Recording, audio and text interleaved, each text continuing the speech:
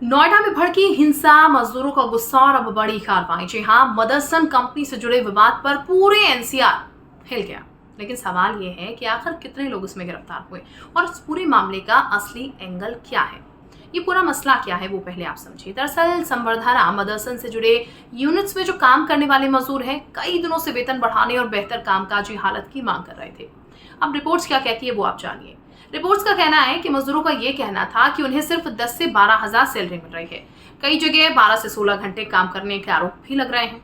महंगाई बढ़ने के बावजूद उनका वेतन जो है उसको नहीं बढ़ाया गया और यही नाराजगी धीरे धीरे बड़े आंदोलन में तब्दील हो जाती है। अब ये हिंसा कैसे भड़की वो आप समझिएगा। शुरुआत में शांत प्रदर्शन हुआ, लेकिन उसके बाद नोएडा के सेक्टर 60, 62 और फेज 2 में प्रदर्शन ज्यादा उग्र हो गया। पत्थरबाजी, आगजनी, तोड़फोड़ की घटनाएं सामने आने लगी। सड़कों पर जाम लगना शुरू हो गया। दिल्ली नोएडा बॉर्डर तक इसका असर देखा। पुलिस और मजदूरों के बीच सीधी झड़प हो गई। अब कितनी गिरफ्तारियां हुई हैं, कुछ दावे जो हो रहे हैं रिपोर्ट्स के मुताबिक वो ये भी हो रहे हैं कि अब तक 300 से ज्यादा लोगों को गिरफ्तार किया गया है। हालांकि कुछ रिपोर्ट्स में यह भी कहा गया है कि 200 प्लस लोगों की औपचारिक गिरफ्तारी भी कर दी गई है। वहीं रिपोर्ट्स में यह भी कहा जा रहा है कि 350 से ज्यादा संदिग्ध हिरासत में भी ले लिए गए हैं। यानी ये सिर्फ छोटा विरोध नहीं बल्कि बड़े स्तर का विरोध था। अब कानून व्यवस्था का मामला एक तरीके से बनता हुआ नजर आया।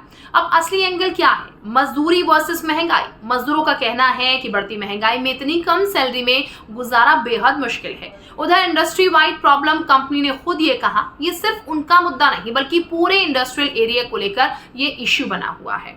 उधर बाहरी तत्वों की एंट्री भी नजर आई। पुलिस ये दावा कर रही है कि कुछ बाहरी लोग भी हिंसा भड़काने में शामिल हो सकते हैं। इसके अलावा अगर बात की जाए तो डिजिटल मोबिलाइजेशन, व्हाट्सएप ग्रुप और क्यूआर कोड के जरिए मजदूरों को जुटाने की भी जांच चल रही है।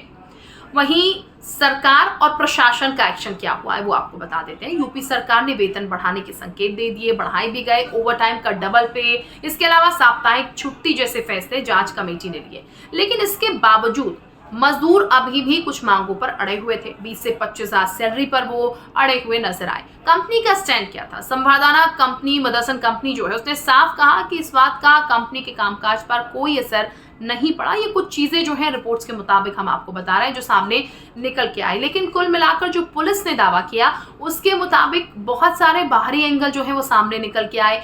इन चीजों को भड़काया गया था। बहुत सारी गिरफ्तारियां इस पूरे मसले को लेकर हुई। ये कहा जा रहा था कि जानबूझकर यहाँ पर मजदूरों को इस तरीके से भड़काया गया और हिंसा जो है वो फैलाई गई यहाँ पर। ये तमाम चीजें जो हैं वो पुलिस की तरफ से दावे किए गए थे। कुछ और गिरफ्तारियां भी इसमें हुई हैं और अंदर तक भीतरी कुछ एंगल जो है वो सामने निकल के आए हैं। उन्हीं को लेकर फिलहाल इस पूरे मसले में आगे भी अभी जांच चल रही है और कई चीजें अभी इस पूरे मसले को लेकर आना बाकी है जो कि पूरी तरीके से क्लियर होंगी अभी कि ये जो हिंसा हुई थी आखिर इसके पीछे कौन कौन लोग शामिल थे। क्योंकि पुलिस का दावा है कि जानबूझकर ये पूरी हिंसा जो है उसको भड़काने का काम किया गया था।